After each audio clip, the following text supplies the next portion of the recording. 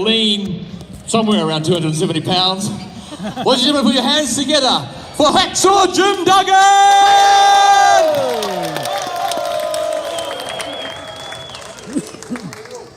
Let's do it together, guys. Come on. That was some good hoeing, I'll tell you. Well, thank you very much, folks. It's great to be back in New Zealand. I enjoyed myself over here. Brought my wife this time for a little bit of a vacation. Great to see so many wrestling fans. Yes, I know. But, let me tell you a little bit about wrestling. You know, folks, a lot of hear the negative stuff with my good friend Jake the Snake Roberts or Scott Hall. For me, it's been a great business. I've been wrestling since 1979.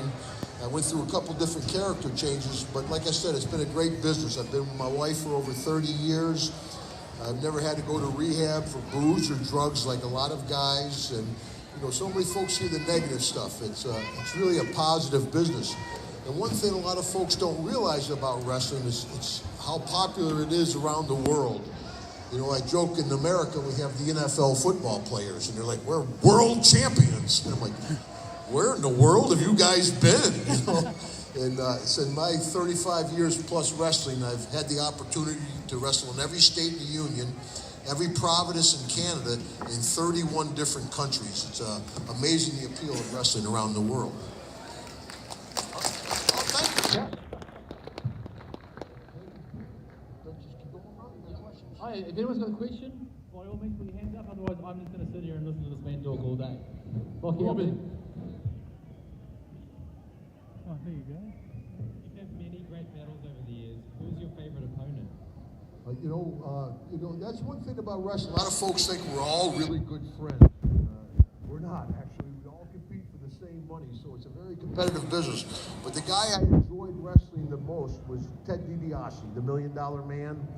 And any of the second generation guys that wrestled, like Mr. Perfect, Kurt Hennig, Jake the Snake Roberts, Ted DiBiase, their dads were wrestlers.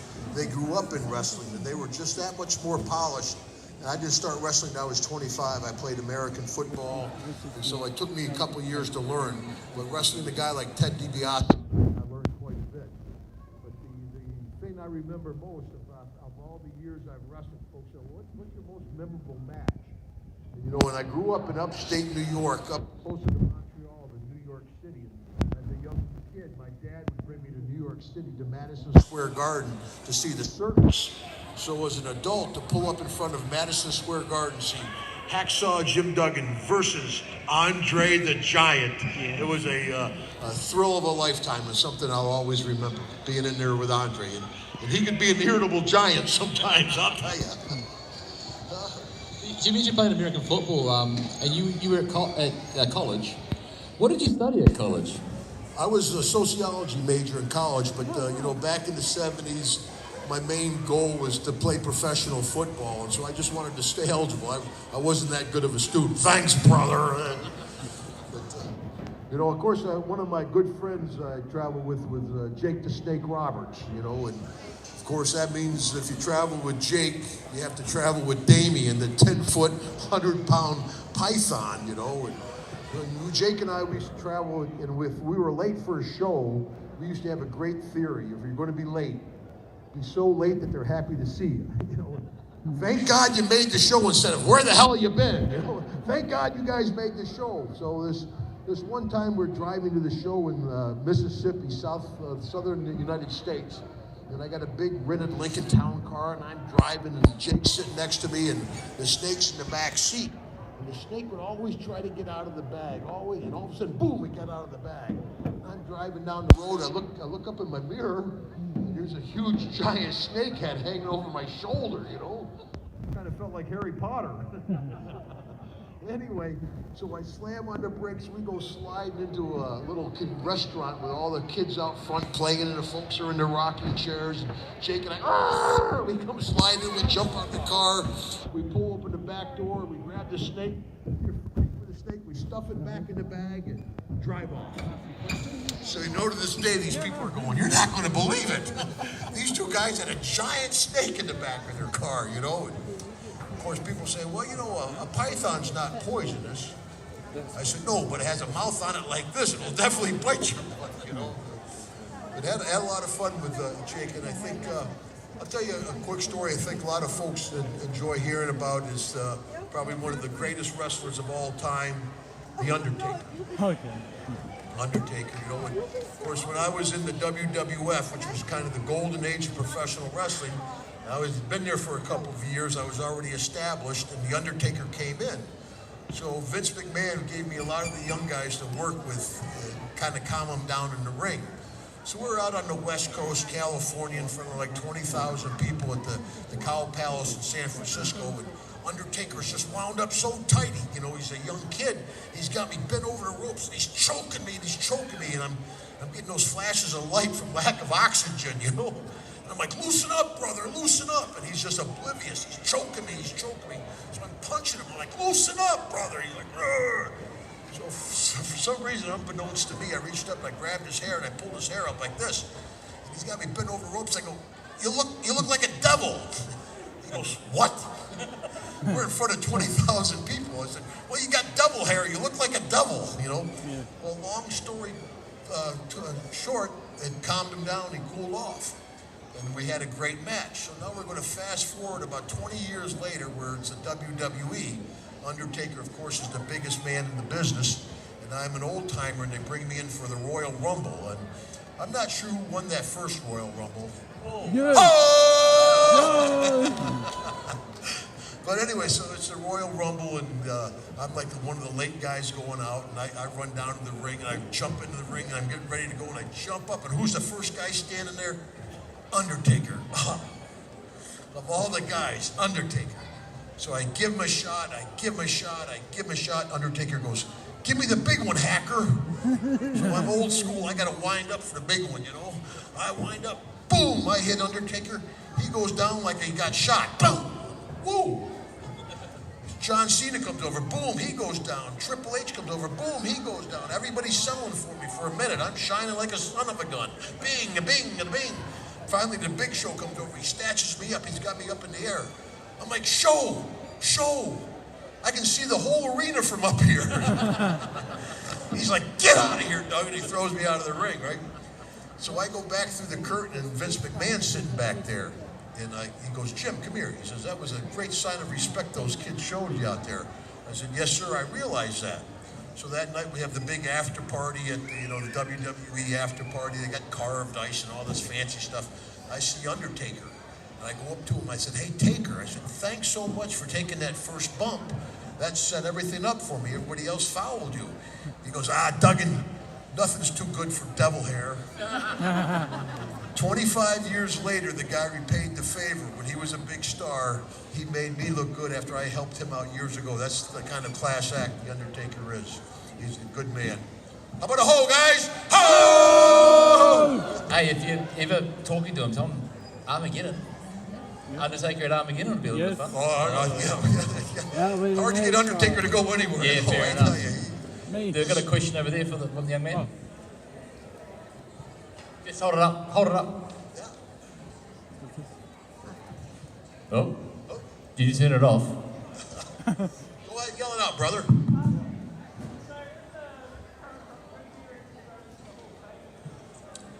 The current crop of guys who should be in the Hall of Fame, that's something I think that they're doing way too quick. There's, like Mark Henry. Mark, a great wrestler, definitely deserves to be in the Hall of Fame, but he just wrestled a couple years ago. Edge, the same way. Edge, a great wrestler. He just wrestled a couple years ago. There's so many guys like One Man Gang, the model Rick Martel. There's so many other guys from the old school that might be in before the younger guys. But, I'm just glad to be in myself. Personally, I'd like to see One Man Gang go in, and of course, and that's my old, people say, well, who would you like to wrestle nowadays? And I said, well, back in the day, I wrestled The Rock's grandfather, High Chief Peter Maivia. I wrestled The Rock's father, Rocky Johnson. And I may get The Rock at WrestleMania. Oh! No chance in hell. But it's a hope. So when they induct One Man Gang, should it be One Man Gang or should it be Akeem, the African Dream? Well, I think one-man gang. Yeah. Akeem, you know, there's a guy that made the gimmick work. He didn't really like being Akeem, but he made it work. Where I don't know if you remember Terry Taylor. They made Terry Taylor become the Red Rooster. And he hated it so much he didn't make it work. And he died out. Where they put one-man gang, they made him Akeem. He made Akeem work. And So yeah, we talk. Oh, push it up. What's that? Up here. Up there. Stand up. Hi-oh! that's it for a good hole, young guy. So, question, what country do you like the best when you were... New Zealand, brother! Oh, we're having a great time, and I tell you, the folks from Armageddon, they show us such a good time. We have a full itinerary. We're going to go see a volcano, going to Hobbiton. It's great for the talent to come to a place like this and have them show us such a nice time. A lot of times you do a convention, they stick you in the hotel and you're on your own. The folks here at Armageddon are really great, and that's why you have guys like DiBiase and myself come here, because you treat us so well. And we enjoy it. And the hospitality is great, folks. Thank you. Oh, it's an honor to have you here, sir. It really is. That's a pretty good hole. So, talking about characters and making them work, how was it that the iconic character of Hacksaw Jim Duggan came to be? Well, you got to find a character that's close to your heart, and there was no way I was going to be handsome Jimmy Duggan, Oh, thanks, brother. No, but when I started off as big Jim Duggan, short hair and clean shaven, and I wore a long gold bathrobe to the ring trying to dress it up. And Vince McMahon called me into the office. He said, "Kid, you might have a future, but come up with something better than Big Jim and get rid of that gold bathrobe, So then I wore a mask for a while. I wrestled as a convict. That didn't work. And I was a wild man Duggan. I wore a fur with chains on it, and that didn't work. So I evolved into Hacksaw. And so out of 35 years, probably 32 of them I've been Hacksaw Duggan. And that's different than nowadays. At WWE, they have a group of writers that come up with a character for somebody. And they're like, we'll make you so-and-so, we'll make you so-and-so. Back in the day, we own our own character. You had to develop your own character. And if Vince McMahon, if he owns your character, like Brutus the Barber Beefcake or Big Boss Man, when they went to WCW, they had to change their names because Vince owned their character. And when did you first pick up the 2x4? Well, actually, the 2x4 came early in my career when I was working out in West Texas, and it was very dangerous. It was long before it was sports entertainment.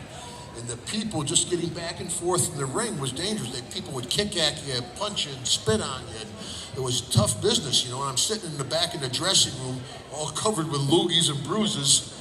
And my mentor, Bruiser Brody, comes in. He looks at me. He goes, "Duggan," he says, "if you carry something to the ring, carry something you can use. Forget those feathered boas and sequin robes."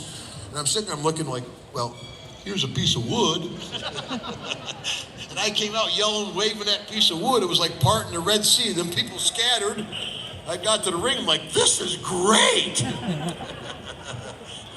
But I joke, I said, one time I got a big giant splinter in my thumb, And I went, ho, ho. Oh, okay, maybe not. So we do hear stories about the glory days and how you guys on the road used to get up to some shenanigans. What was one of the craziest adventures you've had on the road? Well, we call them ribs in wrestling. You pull a rib on somebody, you pull a joke on somebody.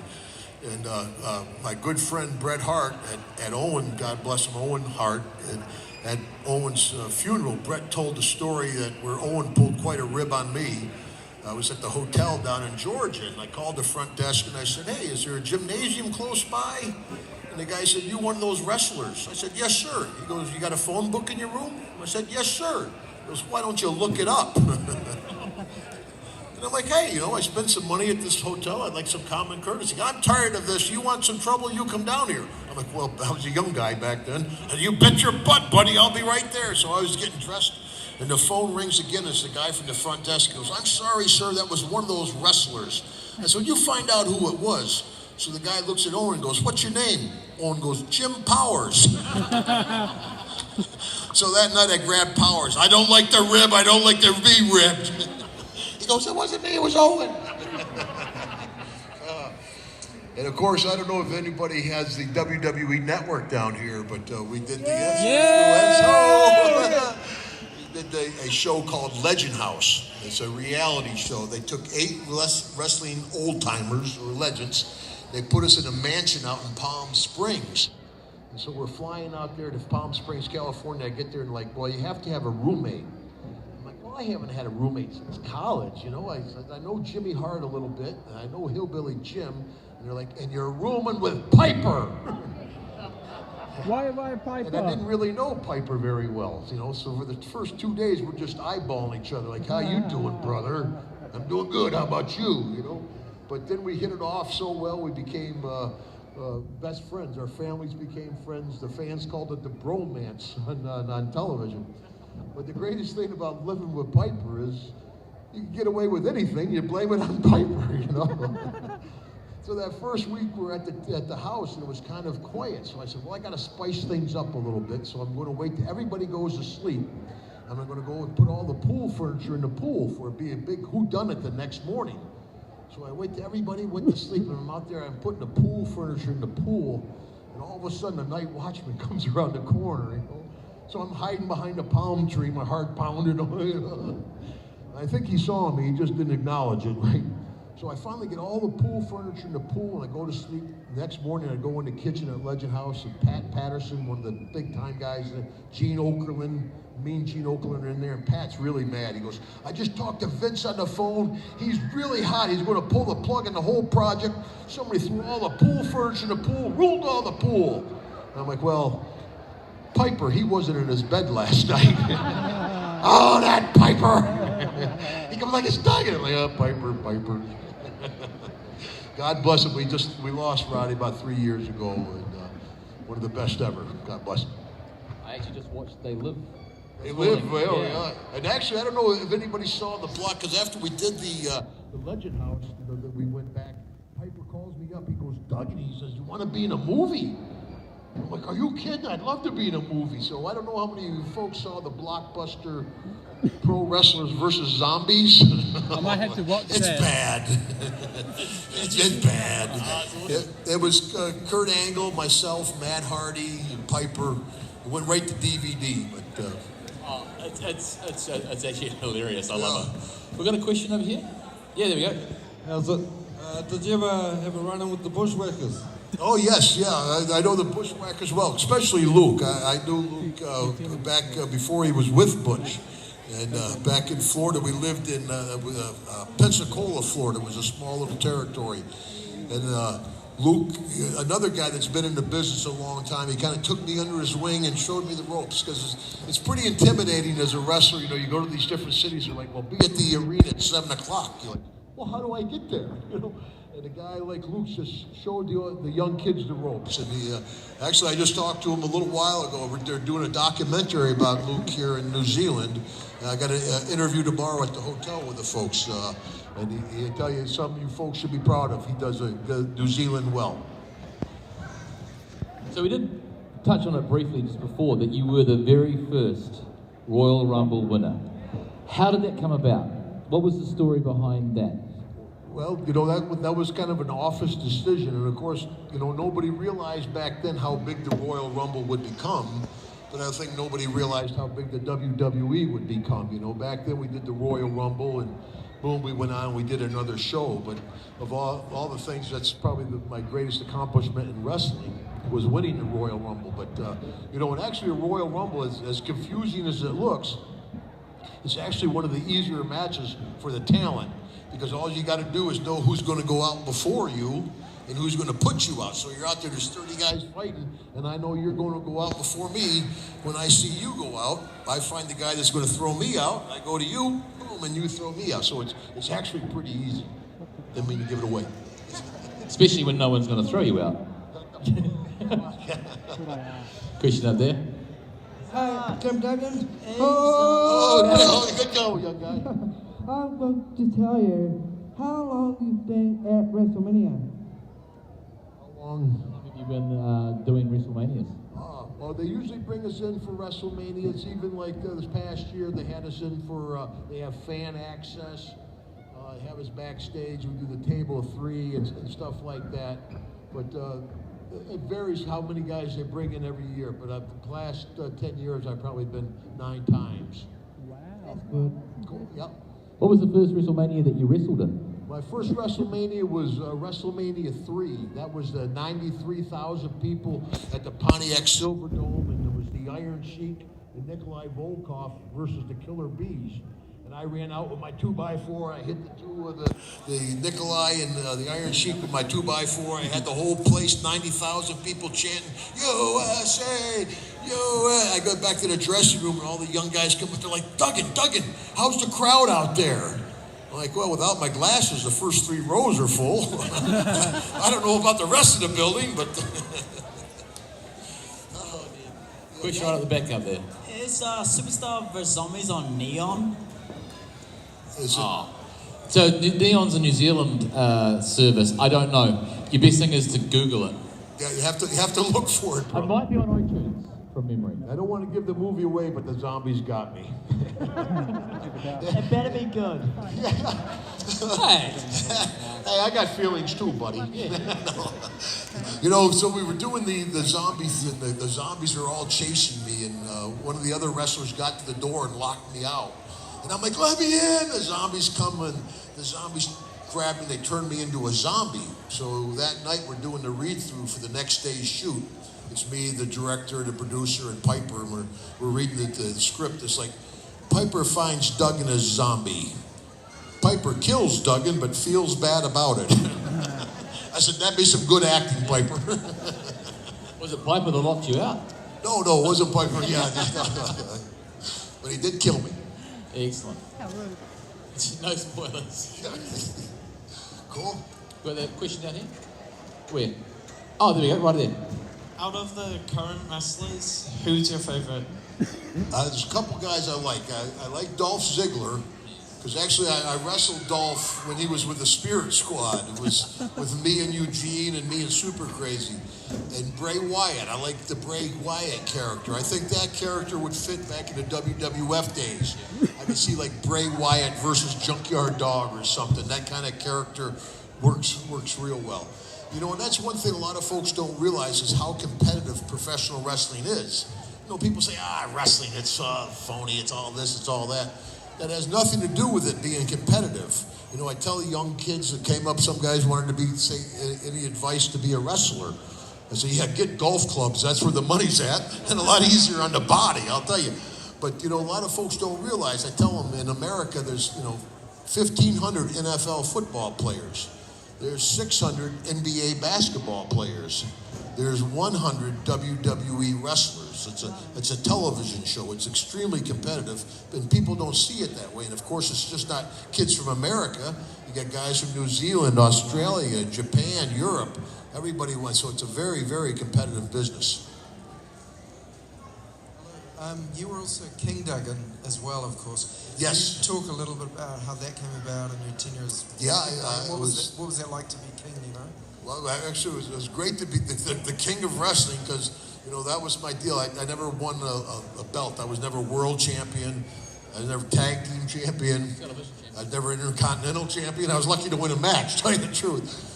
But when I was the king of wrestling, I had the cape, the crown, the flag, the board, the thumb, the tongue, the hoe, and the crossed eyes, right? And they're like, Duggan, be a little more serious in the ring. I'm like, are you kidding, And Bobby Heenan, we used to do a TV show. It was me and Hillbilly, Bobby and Kurt and Vince McMahon, and Bobby would always go to Vince. Vince, Duggan needs an eagle. You should get Duggan an eagle. I'm like, Bobby, be quiet. He'll get me an eagle for a rib, But it was great working with Harley Race a lot. With our Harley, one of the greatest of all times. And of course, we did the Slammy Awards. I don't know if we saw the Slammy Awards. We fought right through all of Trump Plaza in Atlantic City, the big casino in Atlantic City. We fought through the women's dressing room. We fought through everything. And we ended up in this room with chickens and goats and llamas and all kinds of things. And all the schmozzing and all the fighting, Harley picked a chicken up by the head and hit me with a chicken. He killed the chicken. They almost closed down the whole production. They're like, you killed the chicken, Harley. And Harley's like, well, isn't that what we're having for lunch? Pardon? I'm John. What happened to the old 4x2s? Did you have one which you kept with you throughout your career? No. I went through a lot of different boards over the deal, except, you know, a lot of times when you go to Europe and overseas, a lot of stuff is metric. And of course, a 2x4 over there is a 4x2 over here. So when I would go overseas, my father-in-law, God bless him, he made me this beautiful felt case for my 2x4. You know, it's gorgeous. So I'm going through customs in Italy, and I got all the wrestlers with me. The guys, hold it. You know, he pulls the board out of the case and he's rapping on the board. He goes, "What do you do with board?" So I had all the guys with me. I was like, "Well, I'm building a house over here piece by piece." The guy said, "Sit over there." About 3 hours later, I'm going, "I'm very, very sorry." Don't rib with the customs people. Then I got on the bus. Everybody had to wait for me on the bus, you know. And Andre wasn't happy with me. But you know, of course, that Andre was elevated me from a mid-card guy to a main event guy, you know. Of course, if there's a giant in our business, they're like, "Duggan, get your 2x4. I have to wrestle every giant there is." And of course, Andre, he does with the Superstars TV show, and Andre's standing in the middle of the ring, goes, "I challenge anyone. Duggan, get your 2x4. So I run down there and I got my chin on Andre's belly. I'm looking up at him. I'm like, "I'm not afraid of you." And Andre went to grab me and his thumb hit me in the lip and knocked my lip off. Boom, it just fell. And now blood is just cascading down my chest, pouring down my chest. And Andre's got me by the throat and he's choking me down. He's choking me down. He's choking me down. I feel around, I get my 2x4. Boom, I hit the big giant. He goes down like a huge redwood tree. WWF goes off the air. Me standing over Andre the Giant, covered in blood with my 2x4. Oh! And that elevated me from a mid-card guy to a main event guy. And of course, if Andre didn't want to do that, he wouldn't have done it for me. So that was a big favor. I remember that. I Yeah. was going crazy. Hey, brother. Yeah. But you know, Andre, he could be a playful giant too sometimes, you know. And a lot of times guys with long hair, he'd punch you and knock you down. When you go down, your hair would lay on the mat. And he would